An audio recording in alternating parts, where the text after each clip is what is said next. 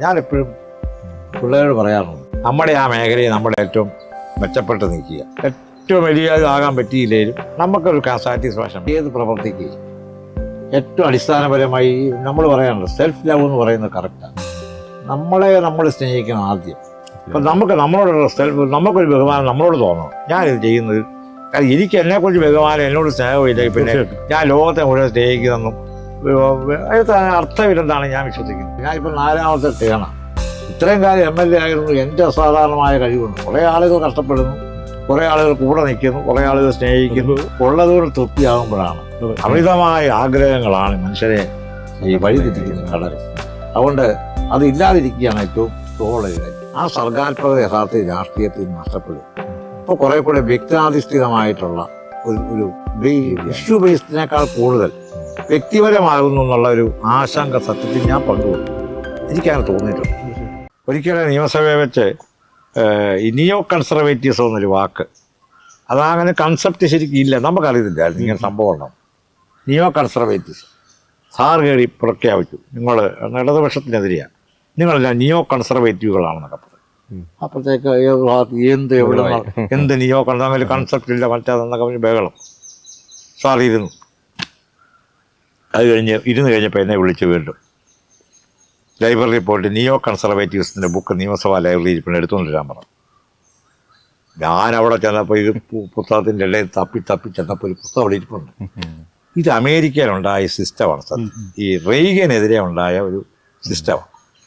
അന്നത്തെ ഒരു കൺസെപ്റ്റ്, അതായത് കൺസർവേറ്റീവാണ്, എന്നാൽ മനസ്സിലായില്ലേ, യാഥാസ്ഥിതികതയുടെ വേറൊരു രീതിയിലേക്കാണ്. ഞാൻ പുസ്തകം കൊണ്ട് കൊടുത്തു. ഉച്ചയായപ്പം തിരിച്ച് പാറ വന്നു, താടി എഴുന്നേറ്റു പോകും. ഞാൻ കണ്ടുപിടിച്ചൊന്നുമല്ല, കണ്ടോ പുസ്തകം വായിക്കണം, പുസ്തകം വായിക്കണം. അല്ല, അതുപോലെ സാറിന്റെ അഡീഷണാലിറ്റി, അതെ അഡീഷണാലിറ്റി എന്ന് പറയുന്ന വാക്കില്ലല്ലോ, സാർ ഇട്ടതാ സാറ്. ഇവരിൽ ഇപ്പോൾ സാറ് മാത്രമല്ല, ഇവരിൽ നിന്നൊക്കെ പഠിക്കാൻ ഒരുപാട് പാഠങ്ങൾ. ഞാൻ പറഞ്ഞത് നിയമസഭാ സാമാജികനായതുകൊണ്ടുള്ള കിട്ടിയൊരു വലിയ ബെനിഫിറ്റ് എന്നറിയോ, ഇത്തരം ആളുകളിൽ ഒരുപാട് പേഴ്സണാലിറ്റി ഉള്ള ആളുകളെ അടുത്തറിയാൻ പറ്റും. നമ്മളെങ്ങനെ ഒരാളെ രൂപപ്പെടുന്നു. സത്യത്തിൽ എന്നെ രൂപപ്പെടുത്തിയതിൽ എൻ്റെ അച്ഛന് വലിയൊരു പങ്കുണ്ട്. ഞാൻ കൊച്ചിലെ തൊട്ടേ അച്ഛൻ വീട്ടിലെ ആൾക്കാരെ കൈകാര്യം ചെയ്ത രീതികളും ഇടപെടുന്നത് ഞാൻ കണ്ടുപിടിച്ചതാണ്. എനിക്ക് പ്രത്യേകിച്ച് രാഷ്ട്രീയത്തിൽ വന്നപ്പോൾ ഞാനിത് അങ്ങനെ പ്രത്യേകിച്ച് കണ്ടുപിടിച്ചൊന്നുമല്ല. ഞാൻ ആ രീതി കണ്ടങ്ങ് അങ്ങനെ ആയിപ്പോയതാണ്. ഇവരുടെയൊക്കെ രീതി എന്നുള്ള പ്രത്യേകത ആര്യാടൻ മുഹമ്മദ്, ഞാൻ ഇത്രയും കൃത്യമായി നിയമസഭയുടെ ഈ റൂളും ചട്ടങ്ങളും ഇവർക്കൊക്കെ കാണാപ്പാടം പോലാണ്.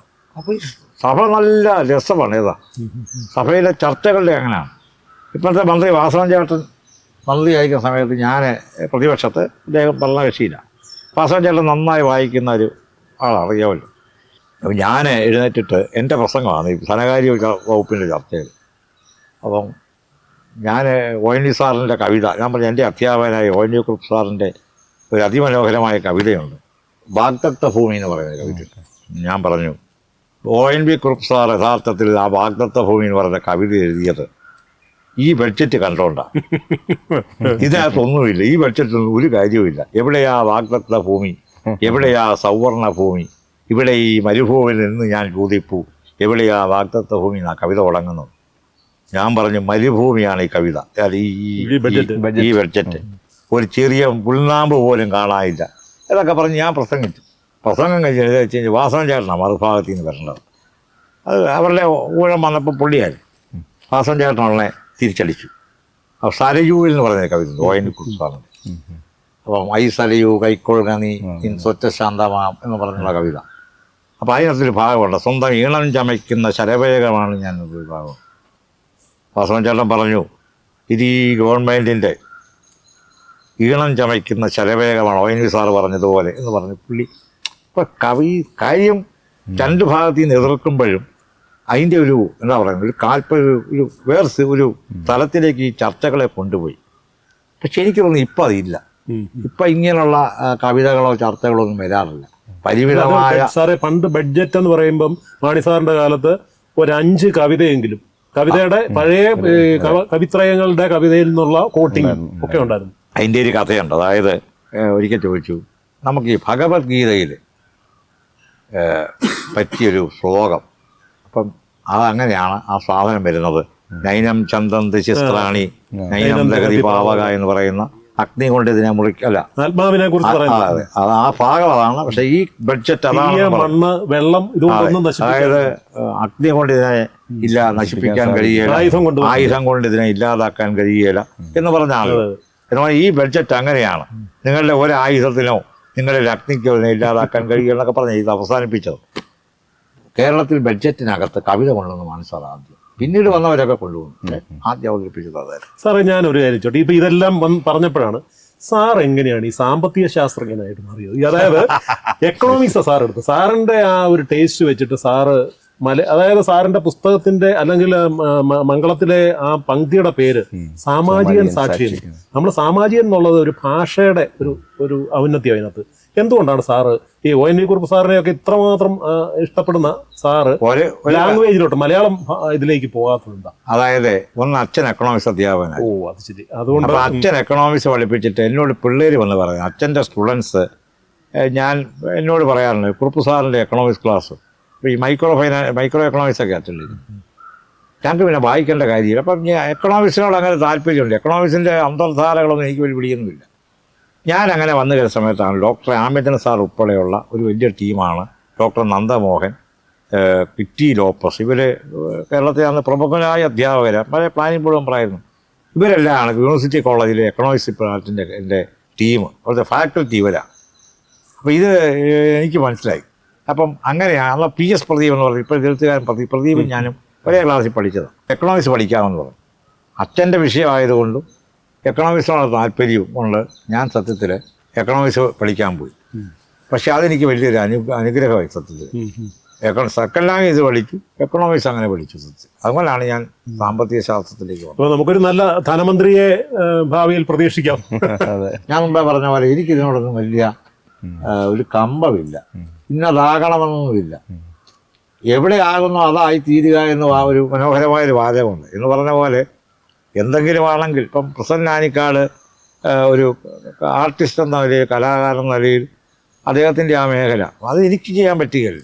ഈ ഇദ്ദേഹം ഒരു നാടകകൃത്തും നാടക നടനും പല രീതിയിലുള്ള കവിത എഴുതാറുണ്ട്. ചിലർക്ക് ചെയ്യാൻ പറ്റുകയില്ല. നമ്മൾ എന്താകുന്നു അതാകുക എന്നുള്ളതാണ് ഏറ്റവും. ഞാനെപ്പോഴും പിള്ളേരോട് പറയാറുണ്ട്, എന്തായാലും നമ്മുടെ ആ മേഖലയെ നമ്മൾ ഏറ്റവും മെച്ചപ്പെട്ട് നിൽക്കുക. ഏറ്റവും വലിയ ഇതാകാൻ പറ്റിയില്ലെങ്കിലും നമുക്കൊരു സാറ്റിസ്ഫാക്ഷൻ. സത്യത്തിൽ ഏത് പ്രവർത്തിക്കുകയും ഏറ്റവും അടിസ്ഥാനപരമായി നമ്മൾ പറയാറുണ്ട് സെൽഫ് ലവ് എന്ന് പറയുന്നത് കറക്റ്റാണ്. നമ്മൾ സ്നേഹിക്കണം ആദ്യം. അപ്പം നമ്മളോടുള്ള നമുക്കൊരു ബഹുമാനം നമ്മളോട് തോന്നണം. ഞാനിത് ചെയ്യുന്നത് കാരണം എനിക്ക് എന്നെക്കുറിച്ച് ബഹുമാനം, എന്നോട് സ്നേഹമില്ല, പിന്നെ ഞാൻ ലോകത്തെ മുഴുവൻ സ്നേഹിക്കുന്നതെന്നും അർത്ഥമില്ലെന്നാണ് ഞാൻ വിശ്വസിക്കുന്നത്. അല്ല, സാറിന് അധികാരമോഹമില്ല എന്നുള്ള ഏറ്റവും വലിയ തെളിവാണ്. കഴിഞ്ഞ മന്ത്രിസഭയിൽ ഇപ്പം മന്ത്രിയാകാനുള്ള ചാൻസ് ഉണ്ടായിരുന്നു. പക്ഷെ എന്നാലും സാറ് പറഞ്ഞത് ഞാൻ റോഷിക്ക് വേണ്ടി മാറി കൊടുക്കാന്ന് പറഞ്ഞു. റോഷി കുറച്ചുകൂടെ സീനിയർ ആയതുകൊണ്ട് റോഷിക്ക് വേണ്ടി മാറി കൊടുക്കാന്ന്. അല്ലെങ്കിൽ പലപ്പോഴും കാണാൻ കിട്ടാത്ത ഒരു അതൊരു വലിയൊരു ഘടകമായിട്ടാണ് ഞാൻ കാണുന്നത് സാറിന്റെ. അതിനകത്തൊരു കാര്യമുണ്ട്, അർഹതയില്ലാത്തത് ആഗ്രഹിക്കാതിരിക്കാൻ. റോഷി എന്നെക്കാട്ടി സീനിയറാണ്, ഒരു ടേം. അയാൾ KSCയിലൂടെ വളർന്നു വന്നയാളാണ്. എനിക്ക് അങ്ങനെ പാരമ്പര്യമില്ല. രണ്ട്, കേരള കോൺഗ്രസിൽ പ്രതിസന്ധി ഉണ്ടാകുന്നത് എപ്പോഴും മന്ത്രിസ്ഥാനത്തിന് വേണ്ടിയാണ്. അത് ഇതിൻ്റെ ചരിത്രത്തിലുള്ളതാണ്. ഇതിൻ്റെ ഒരു DNA-യിലുണ്ട് എപ്പോഴും.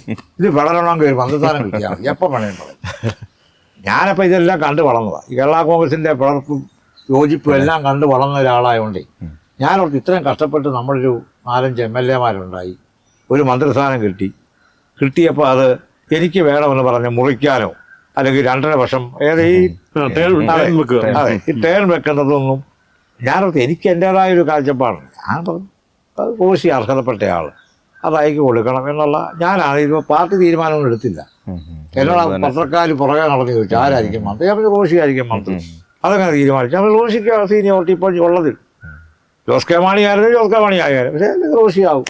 അപ്പം ചോദിച്ചു മുറിക്കുന്നു. ഞാൻ പഞ്ചായത്ത് പ്രസിഡന്റ് സ്ഥാനമായിട്ടാണ് മുറിക്കാൻ. ഒന്നുമില്ല, ഒരാളായ അയാളാകും. അല്ലാതെ ഇടയ്ക്ക് ഇപ്പം പലയിടത്തും കാണുന്നില്ല. അങ്ങനെ ഒരു പഞ്ചായത്ത് പ്രസിഡന്റ് സ്ഥാനം പോലെ അല്ലല്ലോ.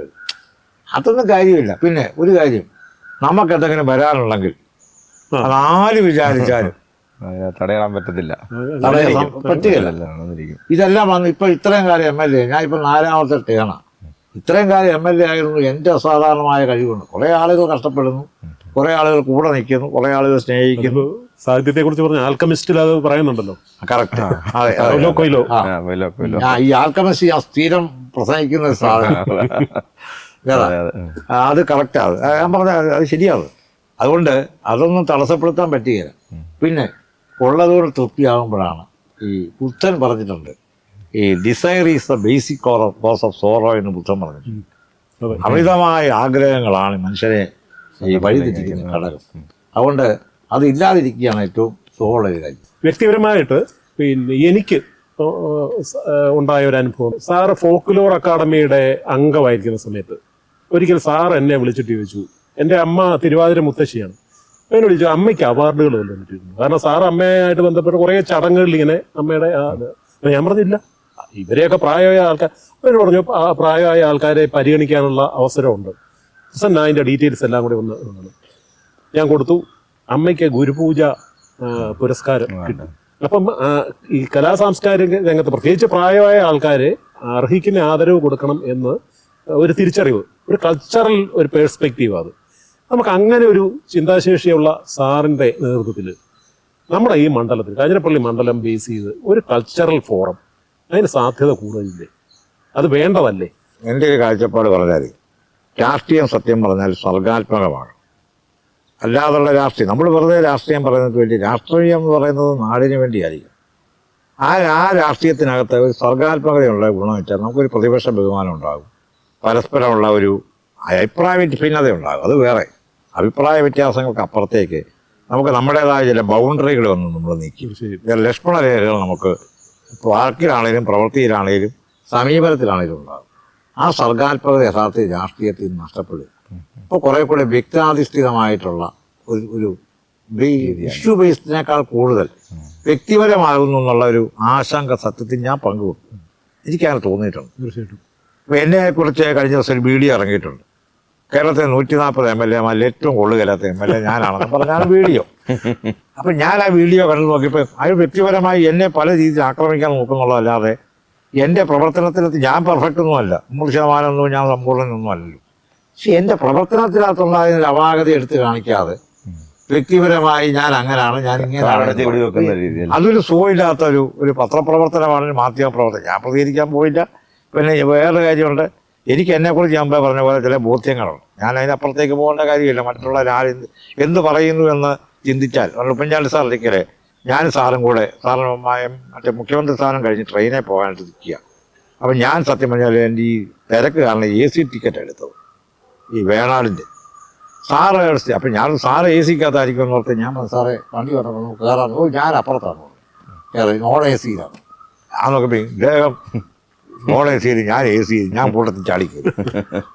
ഞങ്ങൾ രണ്ടും കൂടി ഇരിക്കുന്നില്ല. വന്ന് ഒരുപാട് പേര് വന്ന് സെൽഫി എടുക്കുക. ഈ വന്ന എല്ലാ ആൾക്കാരെയും ചിലരൊക്കെ കണ്ടു കഴിയുമ്പോൾ നമുക്ക് ചില ഒരു ബോഡി ലാംഗ്വേജ് ഉണ്ട്. ഞാൻ കുറച്ച് സാറേ ഈ ഇത് ഒരുപാടല്ലേ ഇതിന് അത് ഇത്തരം കാര്യങ്ങളുടെ പുറകെ പോകേണ്ട കാര്യമില്ല. നമുക്ക് 18 പ്രശ്നങ്ങൾ കാണും, അത് ഈ 16 നമുക്കെതിരായിരിക്കും. നമ്മൾ ഈ 14 പുറകെ അത് പരിഹരിക്കാൻ പോയാൽ നമ്മളെ വേണ്ടപ്പെട്ട 2 നടക്കാതെ എന്നോട് പറഞ്ഞ ഡയലോഗായത്. അതുകൊണ്ടേ നടക്കുന്ന 2 കൂടെ അങ്ങ് പോവുക, മറ്റേത് അതിൻ്റെ വഴിക്ക് പൊക്കോളൂ എന്ന് പറഞ്ഞു. കുറേ കഴിയുമ്പോൾ എത്ര കൃത്യമായൊരു സമീപനമാണ് ഞാൻ സത്യത്തിൽ എനിക്കൊരു കിട്ടിയ വേറെ പാഠമാണ്.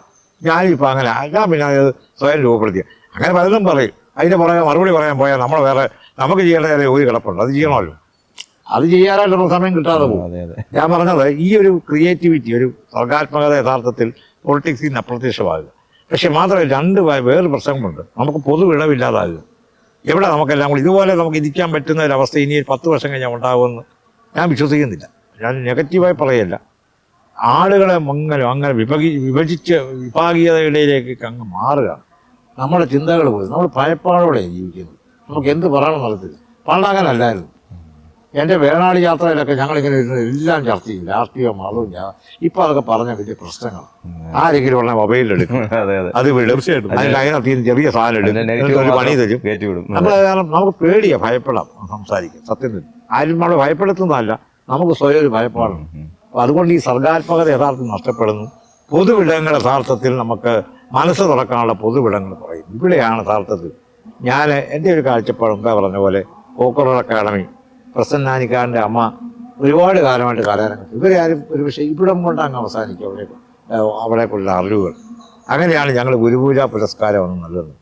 അവിടെ മാത്രമല്ല, ഈ ഞാൻ പലപ്പോഴും പറയാറുണ്ട്, എൻ്റെ 5 വർഷക്കാലത്തെ ഫോക്കറോൾ അക്കാഡമിയിലെ ജീവിതം കൊണ്ട് ഞാൻ പഠിച്ചൊരു കാര്യം, എൻ്റെ എക്സിക്യൂട്ടീവ് അംഗമായിരുന്നു.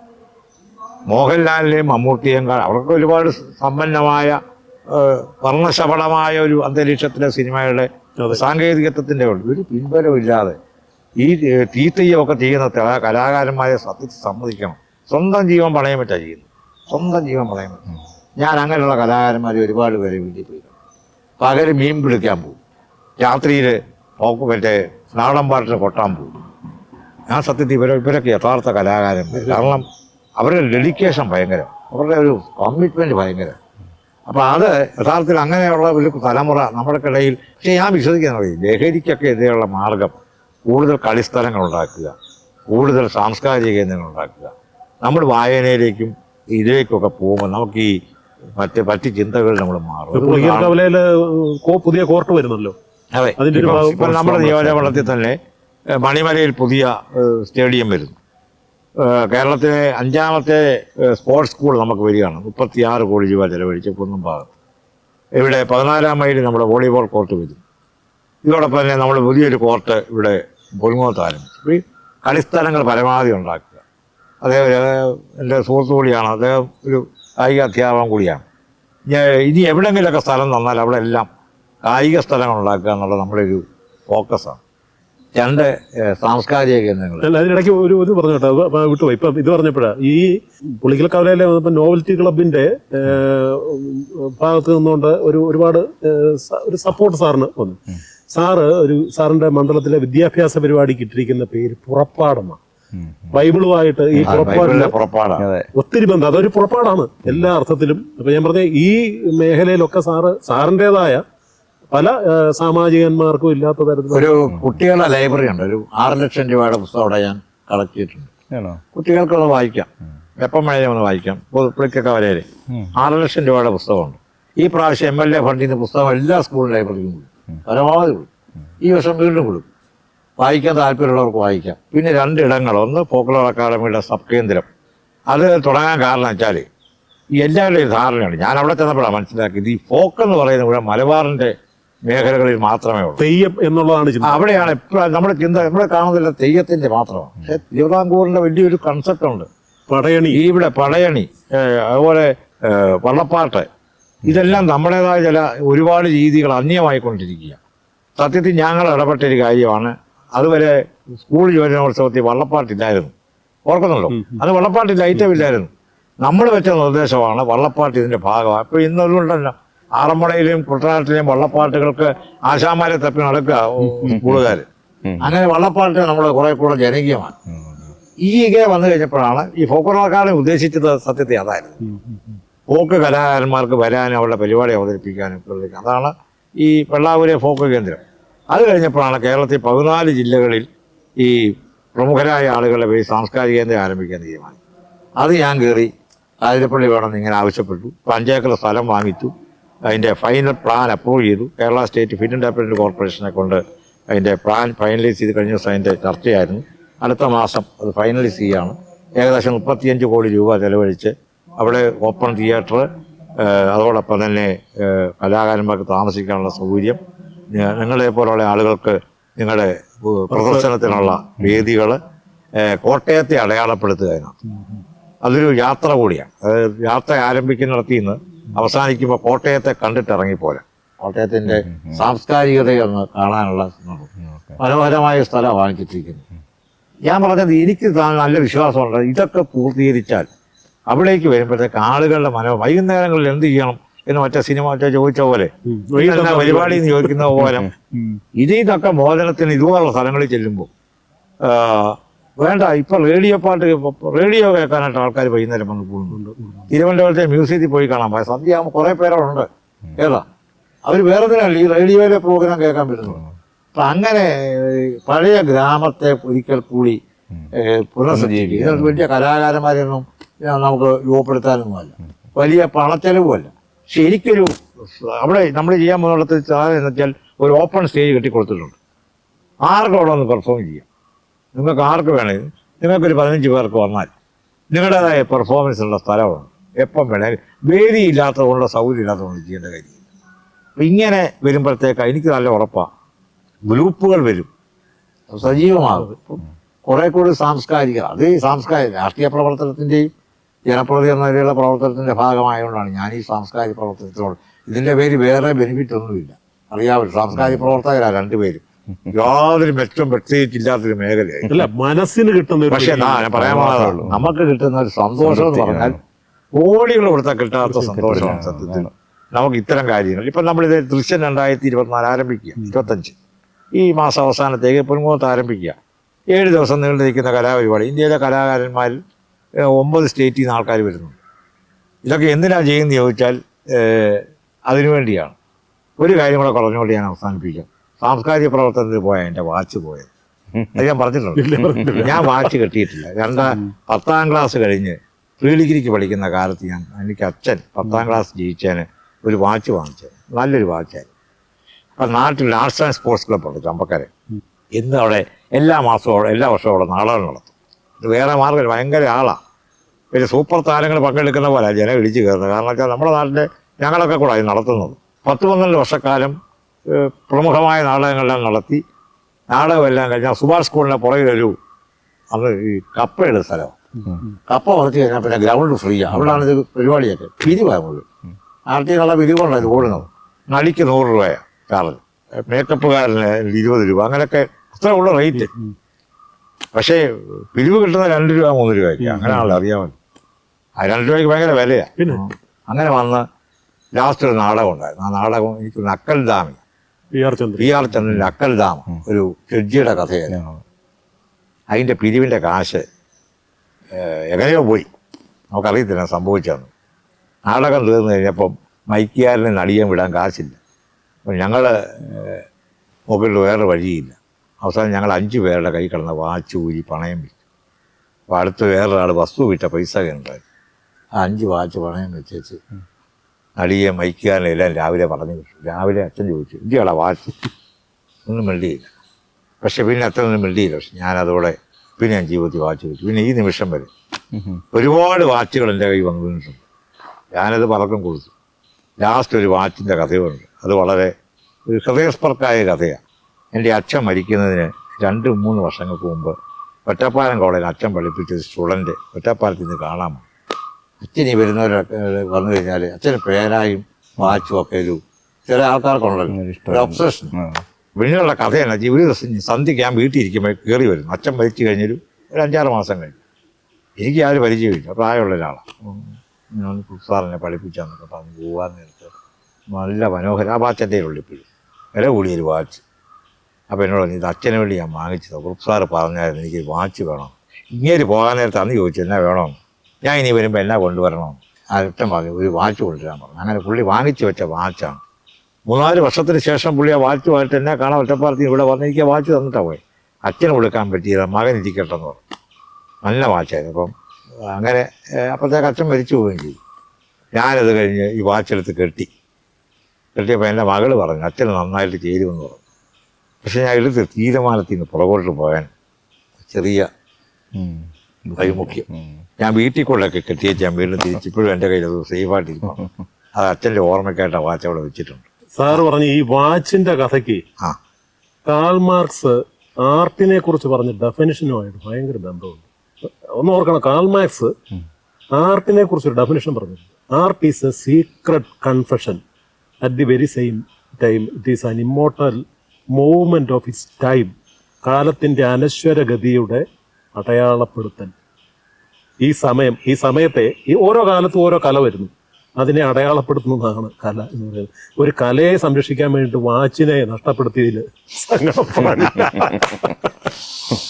അതുപോലെ തന്നെ സാറിനെ ഈ അറ്റാക്ക് ചെയ്യുന്നത് വളരെ നമ്മുടെ ഇവിടുത്തെ നിയമമുള്ളക്കാരെ വിശ്വസിക്കുകയല്ല. പക്ഷെങ്കിൽ അത് മറ്റുള്ളവരുടെ ഉദ്ദേശമായിരിക്കും ഈ ചാനലുകാരൊക്കെ ഇങ്ങനെ വിടുന്നത്. ഏറ്റവും കൂടുതൽ അറ്റാക്ക് കിട്ടിയിരിക്കുന്നത് നമ്മുടെ ചെയർമാൻ തന്നെയാണ്, ജോസ് കെ മാണി സാറിന് തന്നെയാണ്.